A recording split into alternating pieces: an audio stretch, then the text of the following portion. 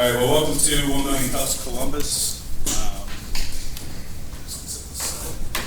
This is our 1 year anniversary, so 1 year ago we launched here in Columbus.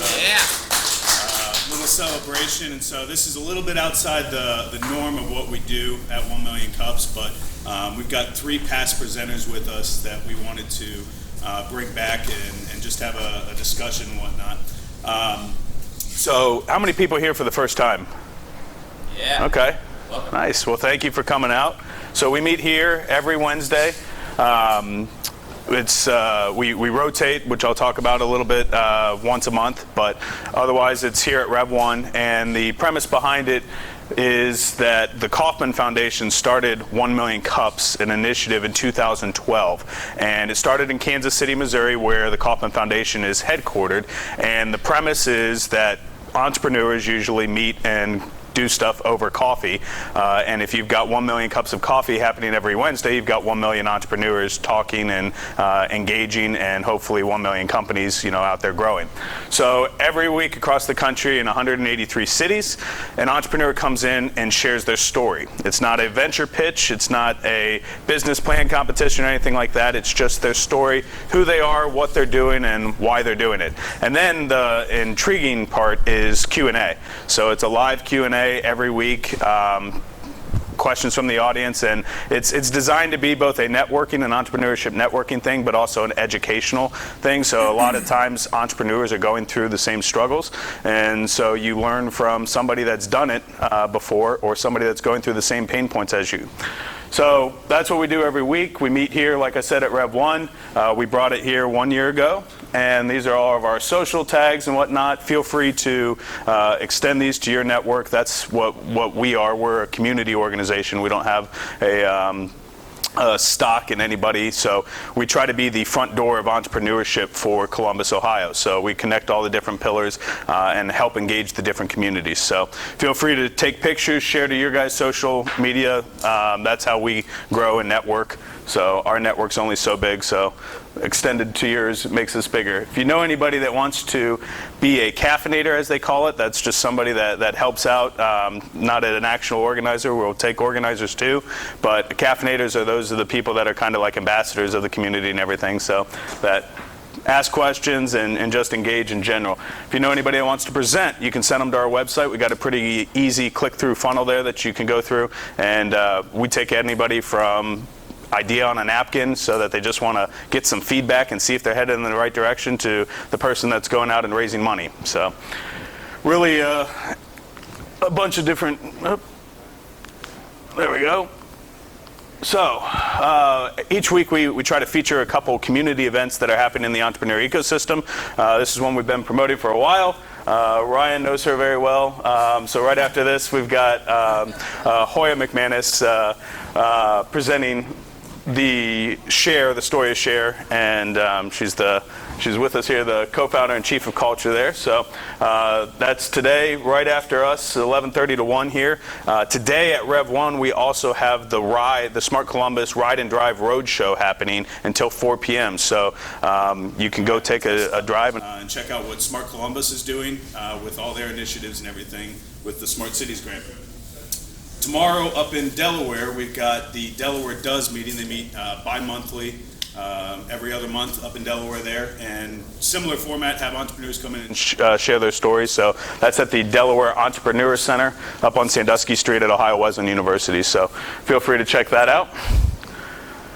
And then what I was talking about, every week, every first Wednesday of the month, we rotate. So every week we meet here at Rev 1, but this is something we started doing this summer in June, and it was Columbus is a very active entrepreneur ecosystem. A lot of cities you go to, the hubs exist in the city themselves, and then there's some stuff happening in suburbs or whatnot, but the main stuff always happens in the city center.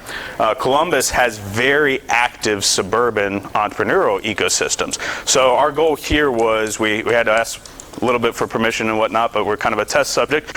We wanted to get out to those different silos and really engage those communities for the people that can't come down to Rev 1 for one reason or another, or didn't know about it, and take it out to those ecosystems. So we started at Innovate New Albany. We've been to the Urban Entrepreneurship Center last month, and then in August, we will be at the DEC, so the Dublin Entrepreneurship Center. And not to confuse anyone, in September, we will be at the DEC OWU, not related but similar names, at the Delaware Entrepreneurship Center. So every first Wednesday of the month, we'll be meeting at one of those different ecosystems and going around. So you won't find us here at Rev 1, but you'll find us out there, so feel free to join us. And then the rest of the weeks are back here at Rev 1. So Startup Space is an app that we use behind the scenes. It's an engagement platform. It's actually a past presenter. One of the most, he's been to, I think, 35, 1 million cups around the country, traveling. So they build ecosystems and everything. And so we're testing it here in Columbus. This is something that you can get on and engage as an entrepreneur. Just behind the scenes chat, knowledge-based centers. There is private networks on there. So this is actually migrated from just a 1 million cups private network to a Columbus Startup Space network. So you can go on there, join Columbus's network, or join the network all across the nation. Ask questions of entrepreneurs, ask questions of experts, lawyers, attorneys, accountants, all that's on there. So, again, celebrating 1 year anniversary, so we're excited to be here and continue on. We do have a special announcement. This is our regularly Wednesday meetings. We meet here at 8:30 a.m. We are doing a special 1 year social celebration outside the normal confines of the 1 million cups format in the morning. So mark your calendars for August 14th, 6 p.m. to 9 p.m. We will be down at Willow Works. So you can Google them. It's right down on the Scioto River in a really cool old warehouse facility that they've got down there. And we'll have a bunch of stuff, and it'll be a little bit of kind of a showcase of the past year's presenters. All the past presenters will be invited back. Not obviously doing a full presentation of anything, but giving a little bit of information about what they are doing. So August 14th, 6 to 9 p.m. So give Steve a round of applause for organizing this for you. Thank you. So without further ado, we got the panel here, and I'm one that entrepreneurs like to stick with the trends and everything. So you guys might have seen some social media stuff popping up. There's an app out there that changes faces and whatnot. So with all due, here's what your panel. Entrepreneurship is tough, and it adds age instantly. So. I'm terrified of being. Wow, that's a great header. So. Yeah. In case you were wondering, it's not Dwayne Wade style, but here's what we look like. So, but but without further ado, we'll get started on the panel. So, gentlemen, welcome back. You guys are all past 1MC presenters, so happy to have you guys here. And why don't we start, Gary, we can start with you. So of just who you are, what you're doing, and a little bit about, the growth the past year since you presented and shared your story at 1MC. Thank you very much for having me, and on all your success. Great job. I appreciate inviting us to be on this panel. We're a lot smaller than let's say, Ryan's companies, but I feel great about our success. I'm Gary Ross, I'm CEO of Med Compliance IQ. The company is Med Compliance. Our first product is called Wound Wise. And I brought my model with me. You'll be able to see. We actually can take a picture of a wound with a software application and tell you the size. So this wound right here is measured today by Riverside Hospital. If you have that wound, they measure that wound with this ruler. The length and the width and the area.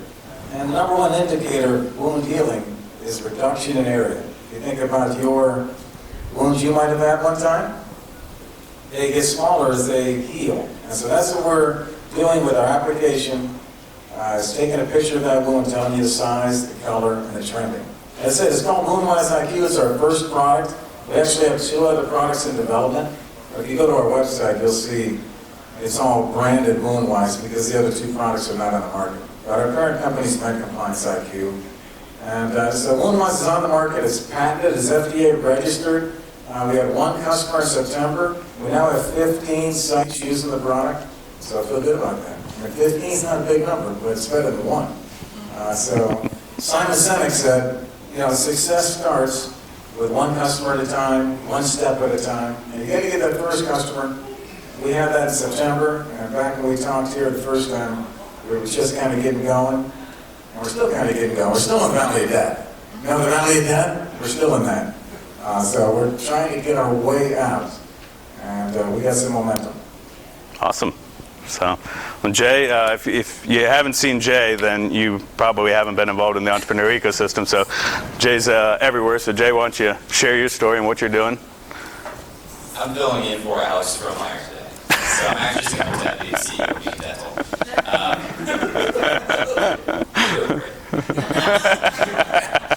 So my name is Jay.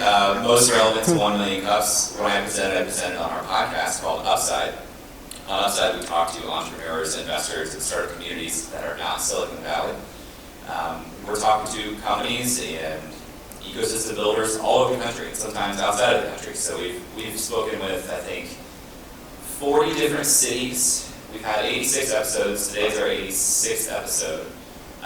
Everywhere from Columbus, Ohio to Jackson Hole, Wyoming. So we talk to entrepreneurs all over the country, understanding what's going on in their local ecosystems. I'm always constantly then comparing it to what's going on in Columbus. Columbus is in a really good spot, really unique spot. And so for me personally, I'm looking to grow and scale a media company, both around the podcast and what we're doing with that, and around my personal work, which is really centered around helping creatives run freelance businesses for the most part. Awesome. So, well, Ryan McManus with SHARE.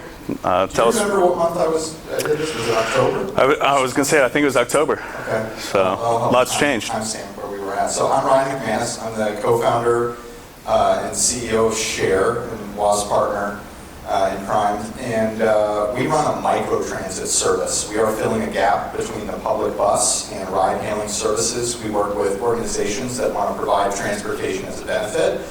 And we operate the software and service to be able to do that. We get private organizations to fund transportation, so we're solving a major problem without taxpayer dollars. And we work really closely with Smart Columbus and our Smart City program here.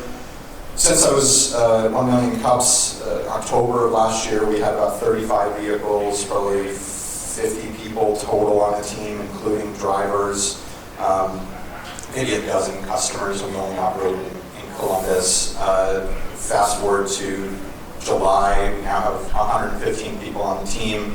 We operate in Columbus and in Cleveland. We've got about 65 vehicles in the fleet, and we're still in the Valley of Death. I mean, we're lucky that we have a very visible service, and so people will see it, and it looks like we're growing. And, but we're in a very tough market, and there are companies that have raised 200 times as much capital as we have right now.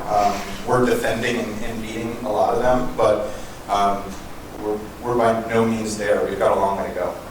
So, sure. So, well, I think that's the common thread of the story. It doesn't matter, you know, where you are, whether you're a fully funded company, whether you're self-funded, whether you're out raising capital. It's tough. I mean, like you said, you're visible, so there's a lot of people, you know, seeing SHARE out there and everything, but it's still a growing entity, and you have challenges every day. So that's a little bit about what we're going to talk about today. So this whole is focus on growth and scale. So we have 3 gentlemen here that are in different industries, different stages, but again, you'll see the common thread as we go along here. So I'll open it up just for anybody here. So kind of what we talk about is going from initial concept. So you have that idea.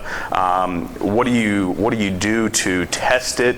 How do you validate it yourself? And then, you know, what's kind of your metrics of thinking about that, saying, you know what, there's some meat here. I should probably, you know, go a little bit further with it. So in a former life, I I spent a lot of time as a product manager, both on a company I ran called Tixers back in 2014, 2015, and then at CrossChecks now, Olive. I see a lot of people waste a lot of time, which is your most precious thing, building something that they don't know anybody wants. And so the best thing that you can do is validate every idea and every assumption that you have in big or in small ways. It's super, super important. If you think that someone is going to use your app to do X, Y, and Z, before hustling to find an engineer to build that for you for sweat equity, before paying out the nose to have somebody develop it for you, build a PowerPoint walkthrough that can show someone exactly how it would work, get it in people's hands, let them touch it, let them play with it, let them ask questions. Because chances are, and chances are very good, that even if you did go out and build it, and even if it is something someone wanted, you built it wrong. And you could have done that more efficiently, both with your time and your capital, if you would have tested it in the first place. I agree with that. We actually spent $10,000 when we first started, which was a lot of money when you first start, on design research. We actually hired someone to go out to a wound care center, and they plotted out the current workflow, and then we strategized, our team did, on what workflow would be like with our product and how we'd make it more streamlined. So I definitely support what Jay's saying there. The other things I would say is that in terms of validation in Columbus, I can only go by my own experience, really, and the people I've met. But the validation through the learning labs here at Rev 1, I think, is good. Very good. I mean, if you have an idea, I've brought many people over to Rev 1 just to get their input. You know, they have seen many, many products. We had a product, I'm in the healthcare space, as you know now, but we had someone come to us with a product that, let's say, a paramedic could use to stick down the throat of someone who was choking. It was, let's say the blood was going down their throat and they were choking, they would die within minutes. There was a tube that somebody created that would go down your throat and open up the airway. So you can save somebody's life. And one of the physicians at Ohio State told me, Gary, this is the next big product behind WoundWise. And we get hit by many, many of these ideas as CEOs because there's more ideas than there are CEOs. And if you're a CEO or a potential CEO, you got to be prepared. If you pick the right idea, that's 5 years on your life right there. One idea. You're going to get drilled with so many ideas. And this is an example of one that I had. And I brought it over to Rev 1, and my coach at Rev 1, Dave Bergeron, who does a fantastic job. Dave's like, Gary, I've seen 6 of those things in the last year. And so I'm like, really? Because my physician told me it was unique. My physician and mentor told me it was unique. So, you know, we started up a company, my software developer and I started up a company called helpmestartup.co. If you get a chance, check out our website, helpmestartup.co. We invented this thing because we were getting hit by so many ideas. We didn't have a way to calculate. We actually developed a formula for helping people that have a concept figure out if it's a good idea. And we grade things, we give you a scorecard. And we developed that because there's nothing like that in Columbus. I mean, other than coming to learning labs, there really isn't anything else unless you bounce it off people that have experience. There isn't really a good way in Columbus to figure out if that idea has merit. And you're going to take 5 years of your time. So you got to figure it out quick. And I think validating through Rev 1 or a tool like Help Me Startup or other ones out there like that can help you validate your initial idea. Good. So, well, I was going to say, Ryan, feel free, but a good twist for you is taking a concept into a very competitive marketplace. You touched on that, and you guys have been able to do it tremendously so far. So, yeah, I'll elaborate on that. So, Gary, I love what you said about the idea you pick you're committing to for 5 years, right? Like that's real. I subscribe to a process of idea, validation, MVP, and making that circle as tight as possible. When it's just you and you're by yourself and you've got nothing else, you can do that feedback loop really quickly. And I've learned that as we've gotten bigger, you just can't move as fast. It takes a lot more time. So for us, we had to, we were committed to working in the automotive industry. We wanted to do something related to transportation. We knew there was macro forces changing the way people were buying vehicles, using vehicles, and we believe wholeheartedly that within 12 years from today, 90% of all transportation is going to be shared and you're not going to own a vehicle. big vision. Autonomous vehicles are part of that, but what is an opportunity that we could win? And we could win here in Columbus, Ohio. So our process for idea validation and MVP, it started out very opportunistically, as in like, what can we do as an entry point? And so we had this opportunity to build some software for another ride-sharing company, and so we did that. And we took that to customers that we thought would buy that software, and what we heard was, we don't want to buy software, we don't want to do transportation at all. And that helped us, because we listened and decided to do the hard thing of getting vehicles and running a transportation service. That's made all the difference. And what we found was everybody else was trying to pick an easy path of software only for new digital mobility, and we feel really strongly that there's a human element and an operational element to that. It's what's allowed us to defend and beat companies like Ford Chariot. Right. So you touched on something there that we're told ever since elementary school, but listen.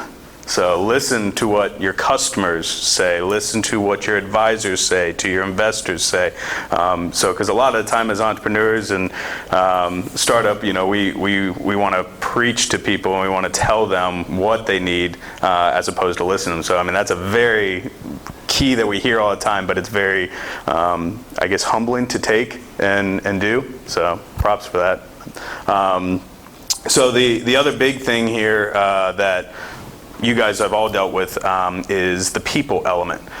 It's been said that it's one of the toughest obstacles as an entrepreneur. So, and it's not just the people that work for you, the employees, but your investors, your advisors, your partners. So, Jay, why don't you start us off with a little bit about the people? I mean, you see a lot, so. Well, we and I deal with people a lot differently, so it depends on what lens we're taking. I mean, if you look at the media space and whether you're writing or doing podcasting, like your people are your customers, your consumers. And one of the most frequent pieces of feedback we get on the podcast, which on our main episodes run about 90 minutes, the biggest piece of feedback we receive is make it shorter. And that feedback comes from only people who haven't listened to the show. And so that's the feedback that we ignore, because that's not what our listeners are saying. Our listeners aren't saying make it shorter. Our listeners are saying things like, check out this community, check out this group over here, what's going on in Vermont. So we went to Vermont. It doesn't make sense to listen to people who are not your customers. In fact, it's pretty dangerous to listen to people who are not your customers, because if you take their advice, they may steer away from what your customers actually want. Sure. But listening to people is very, very important. Something I wanted to add on to the last question about validation. One of the biggest mistakes I see people make is they say, okay, I'm going to go through the motions of validating something. I'm going to put together a survey that says, would you use this on a scale of 1 to 10? And miraculously, like 93% of people said they would use it. Well, that doesn't mean anything when it's a very biased leading question and they're not handing you $1. The best real test and validation is, hey, I made this. Will you give me money for it? Will you give me your time for it?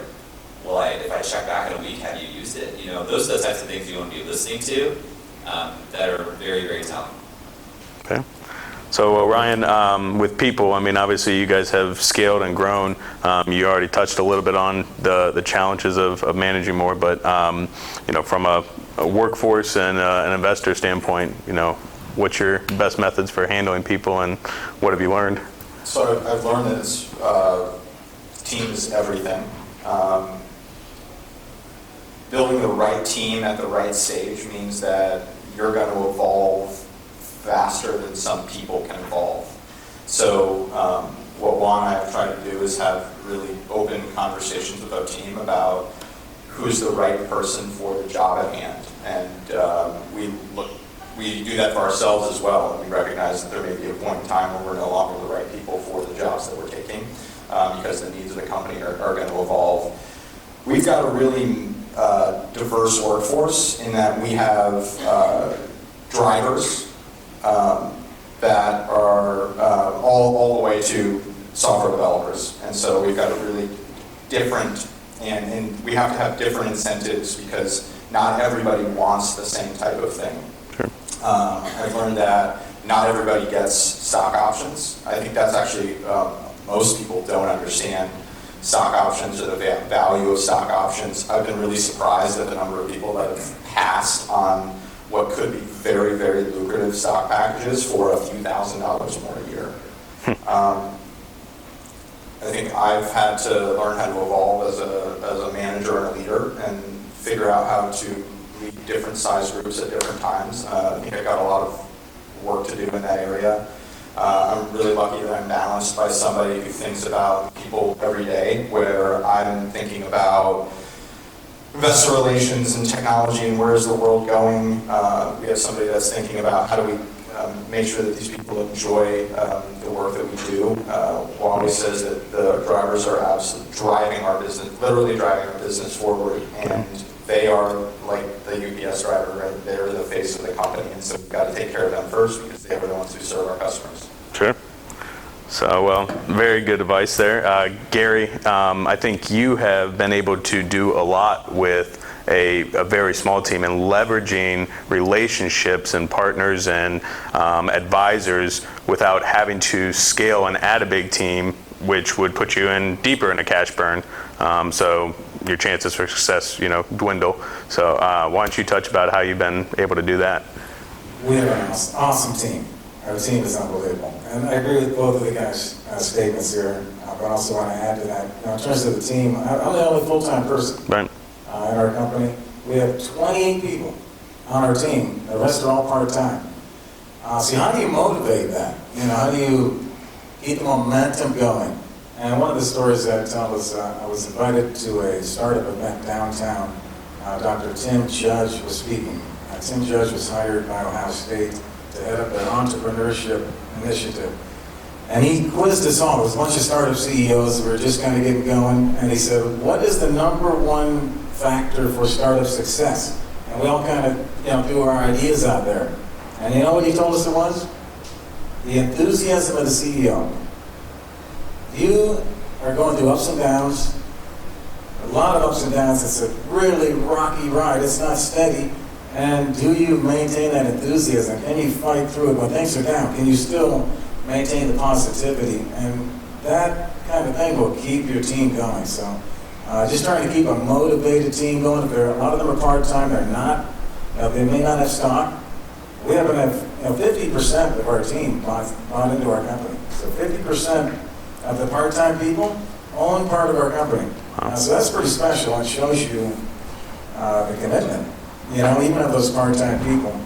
And the last thing I'll say is the physicians who invented the product are really critical. If you're in healthcare, whoever your inventors are, that's so important. We have two inventors from Ohio State Wexner that the original algorithm was built by them. They run the wound care center. They're customers.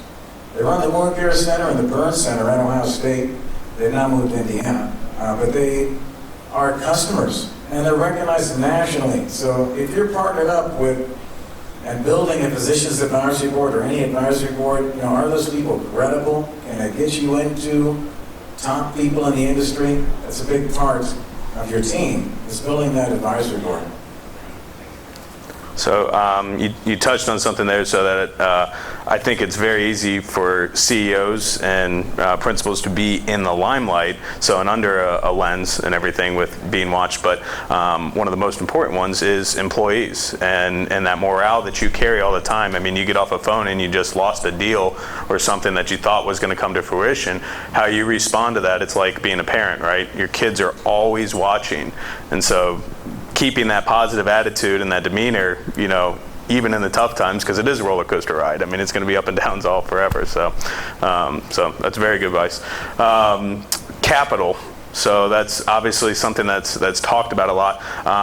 A lot of people immediately go to money and think funding and investors and everything, but there's what we talked about here with the people. There's the human element of capital as well as knowledge and everything else that goes along with capital. But Ryan, why don't you share a little bit about both the human capital element and the investment side of things with capital, and how you balance it and when to know when you need more. And So, I always think that the company never really started developing until we found the right people for the team. and certain hires have been catalysts to take the business forward. And so it's inevitable whenever I sit down with an investor and we almost immediately start talking about who is on the team. Early on, it was very much about the founders, and so it would always be about our story. Why did we come up with this idea? Why are we passionate about it? Why are we the right people to build this company? They still want to hear that a little bit, but they don't care as much. What they want to know is who's leading the development team, who's building your product, who's managing your operations, and who are your, who else is on the leadership team. You can think it's a good idea to put a bunch of C-level titles on a slide deck to show that you've got this great leadership team, and then somebody goes, seems like you got a bloated, a lot of overhead and not a lot of doers. And so you need to kind of balance that with what are the executives you want to put out there, and what is the perception that investors are going to have about a lot of C-level titles. You can also have title inflation, where when you're really small, you don't have a lot to give, maybe you're not able to give somebody a market rate for their salary, so what you do is you give them a bigger title. And sometimes they grow into that position, sometimes they don't. It's a very hard conversation to talk to somebody about, you're going to have somebody come in and take that title, but we don't want you to leave.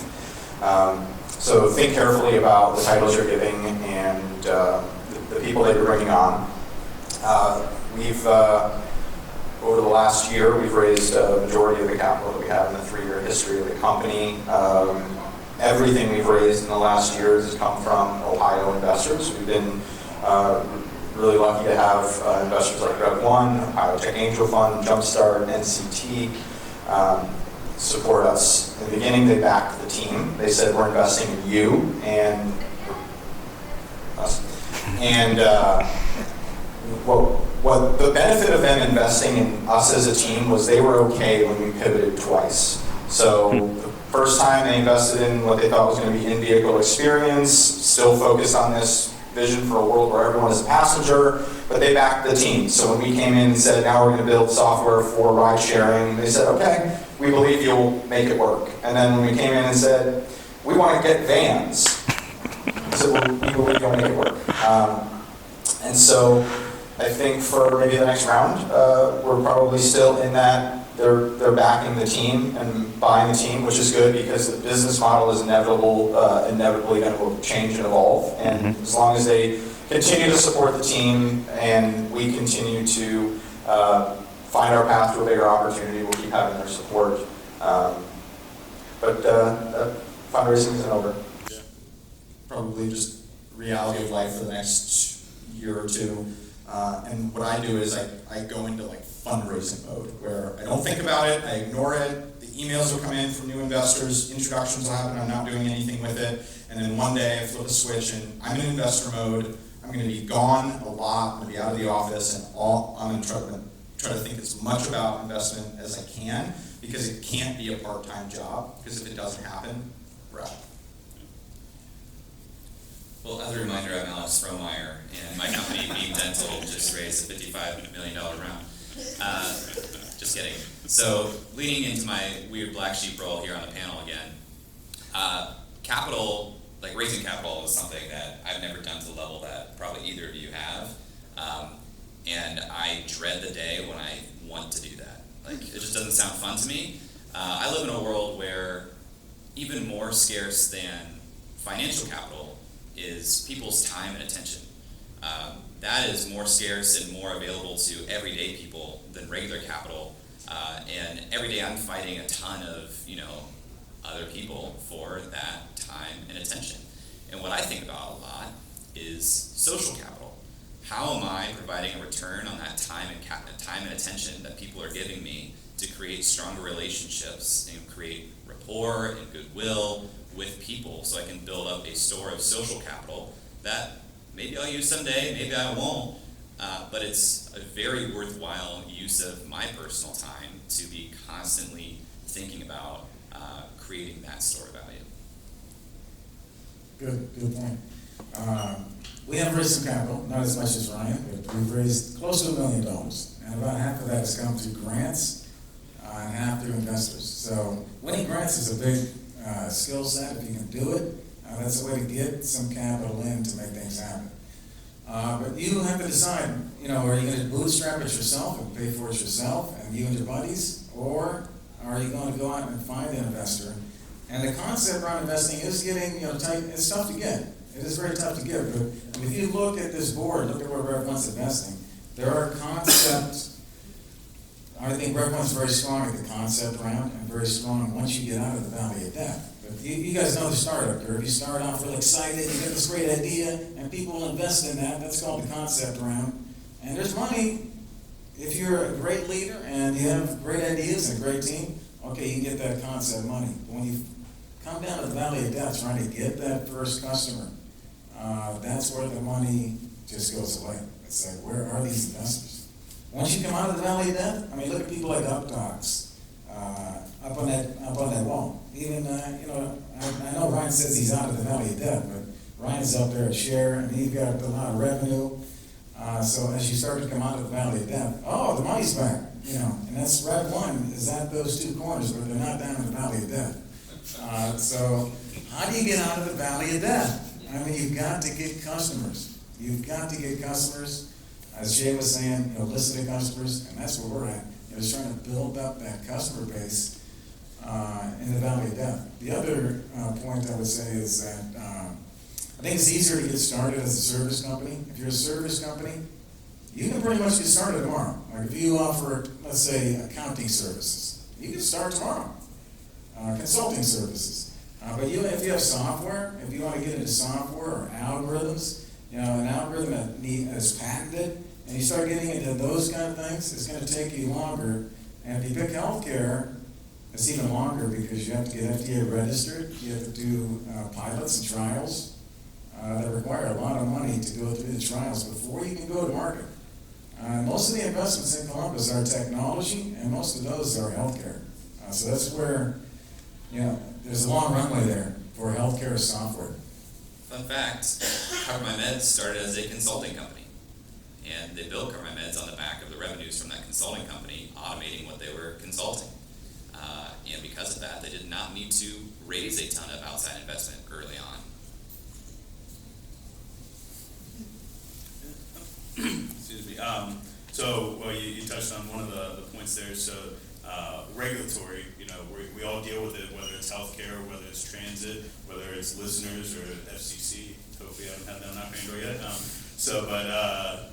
The thing that comes usually out of regulations and barriers in the different industries is setbacks. So, how do you handle setbacks? How do you, the almighty pivot, from it, and when you decide to do that?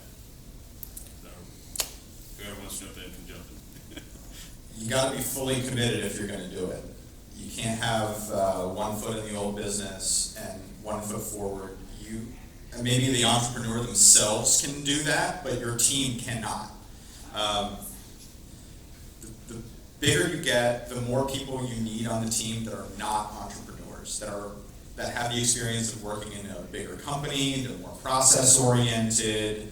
That also means that they need the world to be a little bit more organized. They're not comfortable with the level of chaos that we can operate in, right? Like, I can have 2 ideas, and I can also tell you my vision, and you don't get it, but I know exactly every step I need to get there. And so in here, it's really believable, but it's not for everybody else. So if you're thinking about pivoting or changing, be fully committed to it when you do it. And the way I get around it when I do pivot is I say, I reserve the right to change my mind at any given time based on new information. And so if tomorrow I learn something that completely changes my worldview in regards to mobility, I'm going to act on that information. And I'm not too proud to then go back to everybody that I told yesterday we were building this company, because now I have new information and we're going that direction.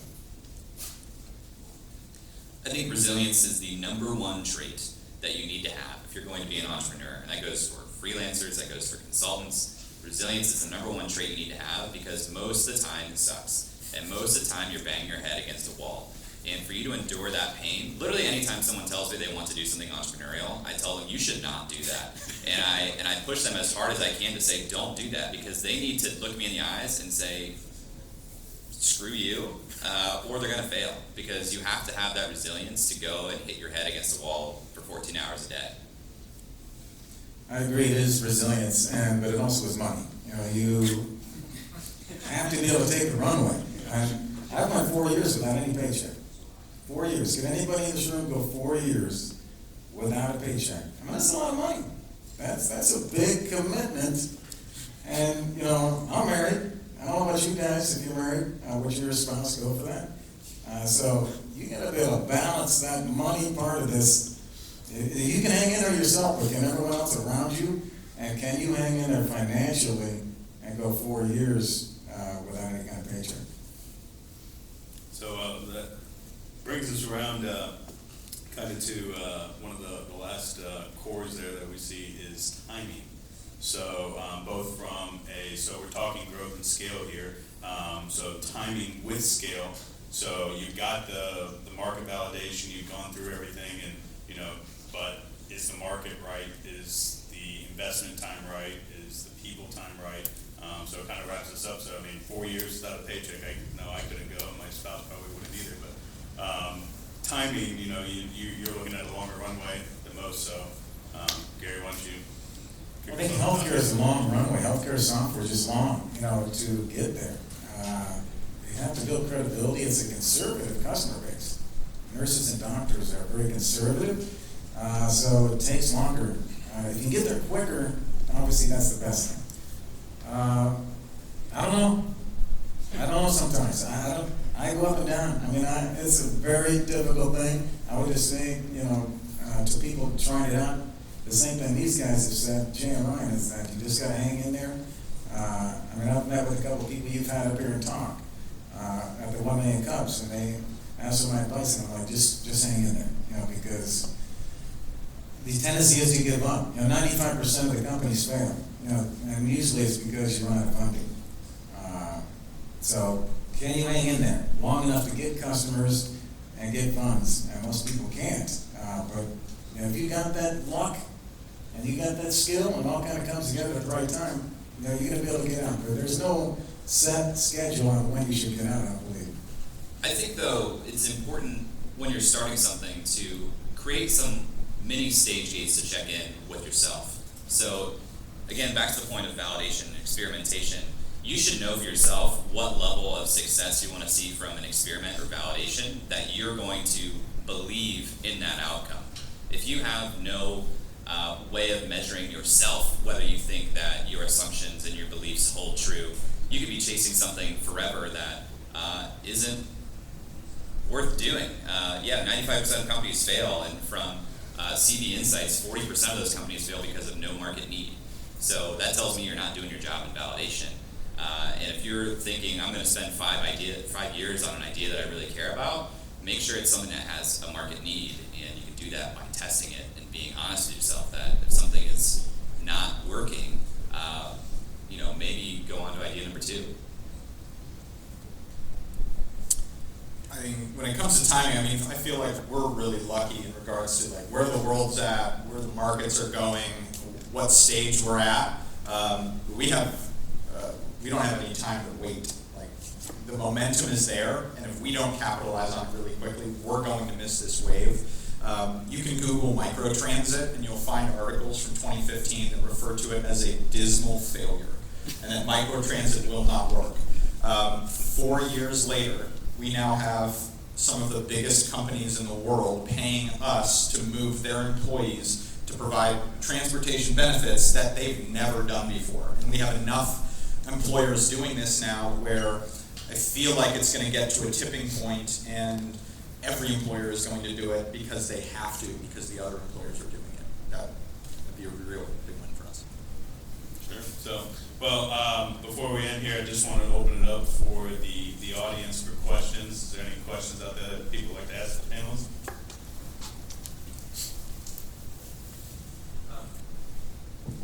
Can you guys briefly describe your first experience founding any sort of company and the major lesson you learned from that experience? Okay. My first company was in college, and I was interning at the Moritz College of Law, and I thought serve other college students. Let me say to you guys all the time, college students are not a good market for things. But I had, there was a guy who was the IT lead for Moritz that sat next to me at my desk, and I was like, hey, I want to build this platform. It's a simple marketplace. I didn't really use those languages. I probably didn't know the word simple or marketplace. It's like, I want to help students buy and sell textbooks and football tickets at Ohio State games. How long would it take for me to learn like coding to build that? And he was like, you could probably learn Ruby in 6 months. And I was like, do you know Ruby? And he said, yeah. I was like, do you want to build it? And he did. So what I learned was, it was not that straightforward and that easy, but what I learned was that was really getting someone to buy in on a vision and buying into you as a founder. Because even though I think a lot of that was a favor, he would not have done that if he didn't believe that me as the founder of that little marketplace wasn't going to go and bust my butt on campus to get people to use that. He later told me, he was like, I had built a ton of software tools. I never wanted to go and talk to customers or users to do things, and I knew that you would go out and actually get people to use the thing that I built, and that was important to me. And so that lesson really just taught me the value of getting people to buy in on your vision and you and what you provide to the team as the founder, being super core to getting early members of your team, specifically tech members of your team, which I know, a lot of people are like, where can I find a CTO? What can I do? And it's like, well, if you have a compelling vision, people want to work with you, you can find a CTO if you can speak to both of those things. So I'll make my story real quick. This wasn't my very first business, but it was a really good lesson. So I learned that you need to sell your first cup of coffee before you try to grow the business. So I partnered with two guys. We were going to start a coffee shop in Hilliard. Completely overscaled the idea. We were doing a coffee tricycle. I did my first crowdfunding campaign in 2012 to fund it. And then we were building these cafes out of shipping containers. We had designed this cafe out of a 40-foot shipping container. It was beautiful. We had 2 people contracted to buy them. And we went back to the bank and we needed $300,000 to get started. And they said, have you sold any coffee yet? And we go, no, we haven't. But we've got all this idea. But if I had just started selling coffee one at a time, I would have had some amount of understanding of what that meant, and then I could have told a bank that we had actually sold something. So don't overscale your idea. Don't get infatuated with the business that you want to run, and focus on selling your first cup of coffee. That's so good. Sell your first cup. That's good. I don't have as many good stories as these guys, but my first startup was business coaching. I have a book here that I wrote a couple years ago. Here's my book. Give a little plug here. But I started business coaching and I realized how many consultants there are in Columbus, Ohio that help you with how to grow your company. So I think in that business I learned, how to focus yourself, how to focus on what makes you different or better or things that you love. To focus in on that and stay in your niche. Don't try to do too many things. Stay in a niche where you have the strength or you have a passion. Go after that. And I'm still doing business coaching. That pays the bills for me. And I still do that. And I love doing it.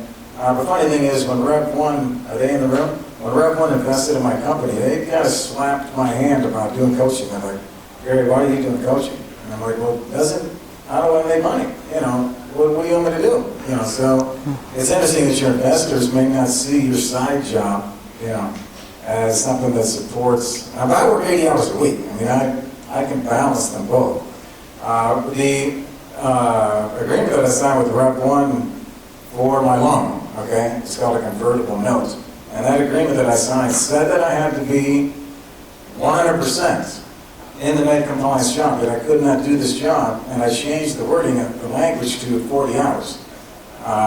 So as med compliance started growing and getting more customers, and all the support calls and the implementations, I was doing all that myself. Going out training people, that started consuming more and more of my time. I'm trying to balance that with this. It's been a real challenge. So, holding the mic, I guess Yeah. I should speak. yeah, I was looking for it. Thanks, Gary, for the book. I appreciate it.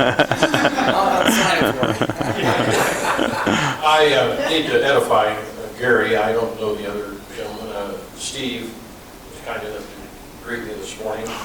But I'm Ty Bryant. I'm the founder of Visioneering Biodesign, a startup company that I guess was started out of default when my board asked me to take a sabbatical. It's been several years ago. My first startup company was Future Path Medical, and thank God I have a product in human clinical trials at University Hospitals in Cleveland. And we ran out of money. But the product, thankfully to one of my board members, is squeaking through the trial. And of course, you know the value of, what, 3,000 hospitals in America. I'm hearing about Eurocents, my first invention. Well, the board asked me to take a sabbatical, and I had to share with them as founder and board member that my wife that had been married to for about 50 years was diagnosed with Alzheimer's, and that my priority should be wife and family, not 14-hour days, 6 days a week, working my business. So I reluctantly took a sabbatical. I didn't know what a sabbatical was. Leave of absence, or just get out of here. So I agreed to do that. And my question to you, class, is what does an inventor do when he goes on sabbatical? Invent things. Class, what does an inventor do? Take care of your family. Well, that was priority, yes, Invent taking care of the wife. What was the next answer? Yes, I started another invention. Can you believe that? So I started a software company. And you all know what bucket projects are? You mentioned that you have to have a cause. And I want to just share this one thought with the class. You've got to have a passion for why you do what you do. And that passion has to make a difference. So when people ask me on the elevator, well, what do you do? My answer always, I'm an inventor. And my answer always is, I invent life-saving and cost-saving medical devices. Oh, and that really catches their interest. So I want to thank Gary for letting me be one of those, what did you say, 20 advisors on your team. It's been fun being on Gary's advisory team. And the reason I'm on his advisory team is because my late son, Christopher, who was a patient at OSU, he was a quadriplegic. He came home with 3 decubitus ulcers from OSU. Well, he didn't go there with him. He came home. That's not supposed to happen. So that created the desire in my heart to fix the problem. And along comes Gary and these 2 wound doctors at OSU with the idea of assessing in a proactive way, not a reactive way, which was my case with my son. And so I was enthusiastic, I heard that word, about being on his advisory team because now he had a cause that was deep, much deeper. It wasn't his son, it was my son. And I'm a member of his team. So I'm delighted to be a member of your team, Gary. So keep up the good work. And let's work on another 1 million, and let's work on 100 customers or 1,000 customers, because the product you have is going to save lives. We know that. And congratulations on Shark Tank. You didn't tell the team what happened on Shark Tank. Well, we won a Shark Tank event at a conference. The conference held a Shark Tank and we won. And it was because, I think it was because, we told the story of Christopher, of Ty's son. And God was looking down on us. I told Christopher's story. I told Ty, I'm not going to let your son's story die. And so we told it at the conference and we won the Shark Tank. So Christopher helped us win that. I mean, yeah.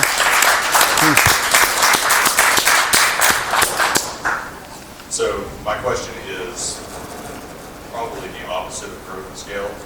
When is the right time to close up and say you fail and go ahead and walk away from that? Coffee shop? I mean, if you're not making any money, you're not having any fun, that's a pretty good time to say, time to shut things down.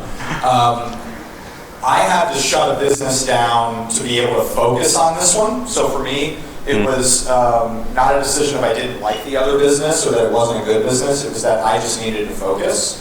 And then I also started that business for a very different reason. I didn't build it to sell. I probably should have thought of it that way, but I didn't build it to sell. I built it to learn. And it did what it needed to do, and I was comfortable saying goodbye to it. I would think about your opportunity costs. For me, by not acting as an employee product manager, I'm foregoing over 6 figures a year. And if and when that no longer becomes worth it to me, then it's time to fold up. But well, if you still believe that what you're doing is a good investment in your long-term prospects, and you think that things will turn around, and you have goals and understanding of what that will look like when it's happening, then keep doing that. But if you set these small goals for yourself of whether it's revenue or number of customers by a certain period of time, and you just keep missing it, I think you have to keep checking in with yourself and say, what is the goal here? What am I working towards? And if this is going to turn around, what would make that true? And how can I try to shorten that distance? How will I know that's occurring? But really think about the opportunity cost. And remember that by doing whatever it is you're doing, you're by default saying no to everything else. Only thing additional I was saying on those good points are talk to your team. Talk to the people that are on your team, that are close to you, and your family. Ask them their ideas. Because you can decide yourself, yes, but what do the people on your team think? What does your wife or husband think? Your kids? My kids know exactly what I'm doing. They're in their 20s, and they have great advice. So your family and your team. Ask them what they think. Question? In the beginning, Jay, you mentioned about how the majority a lot of the feedback you get about shrinking your podcast is from people who aren't customers. How are the three of you discerning this is feedback from a possible customer that can open up a new opportunity for me or help me scale or whatever, versus this is really perhaps just somebody that's kind of irrelevant that might send me down a path that doesn't matter? I think about customers a lot as bird in the hand is worth two in the bush. I would rather optimize and listen to customers I have and sprint towards having 10 raving customers who can't wait to tell their friends about what I'm doing than try to get to the next incremental, I'll give it a shot customer. And if that person represents a distribution system that of people that act and feel like them, then it might be worth doing a pilot. But I would do that, aside from, as a pilot from the core offering to bring to people that people already like, because it's a serious distraction, to Brian's point. It's taking focus away from whatever you're doing for the other set of customers. You have to take that really seriously, because a huge sign of success for a product is when you get 10 raving fans of it. And if you can do that, then I would focus on finding more people in that community and trying to bring in new communities now your product has to fit a bunch of different use cases. We're actually in that stage right now, and I totally agree. We have 15 customers, and we've worked so hard at just responding to them. And we did our first today, and the ratings are really high. So yeah, I'd love to have 100, but if I have 15 that are raving, wow, that's really good. So I think that's important. Now those customers one of the things that we did to try to help with the cash burn is those customers actually do things. The software development. Now they want this feature here, that feature there, this field here, take this field off. And we tried to minimize that. And the customer, we had to, I made the decision. I was talking to the development team about what we need. But the customer's asking for all kinds of stuff. So how do you sift through that and make the right decisions and pick the right features? And something I've had to do myself to try to figure out. And one thing I did with the cash burn to help that out is I started asking customers to pay for the changes. And guess what? They started paying. The customers started paying. I was worried they'd be mad, And I didn't want to lose one of my 10 customers. But I said, hey, you've got to, can you help us cover this cost? Yeah. So that's a big win. So I've kind of evolved as to how quickly I react to customer feedback in the beginning. If somebody said, do this and we'll buy it, we were very quick to do it. Now, it's, if somebody's asking for something new, we have to make sure that there are going to be 100 others that need exactly that same thing. And so we can't be too opportunistic anymore, or else we're scattered, the development team is unfocused, and we don't have any customer that looks the same. And there needs to be some level of repeatable model. And then I have users, and I have customers who pay for the service. And I very heavily weight the users' feedback, because they're the ones that experience it every single day. And then the customer feedback, I have to kind of weigh, is this a perception or is it a reality? One more quick thing, just to qualify my point. Your 10 raving customers should be representative of a large enough market to make whatever you're doing viable. If this whoever outsider is represents that market better than 10 raving outsiders, I think it's worth considering.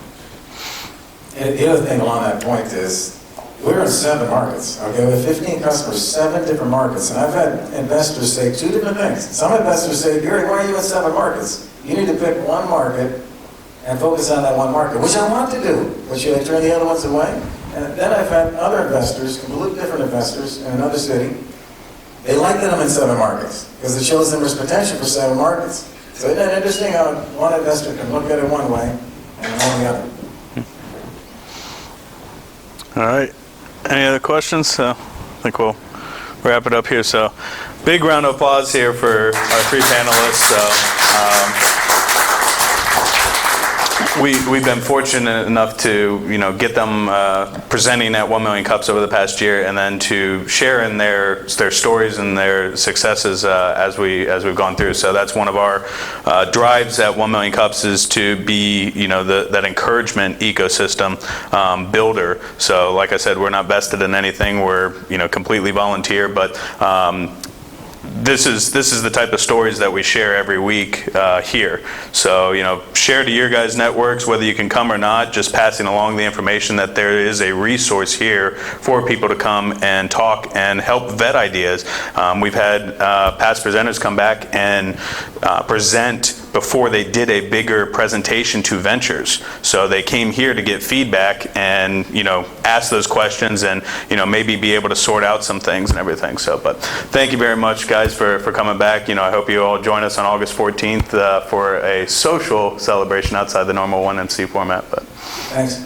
yeah, thanks. So thank you, guys. We'll see you. We'll be back here next Wednesday, 8:30 a.m. So.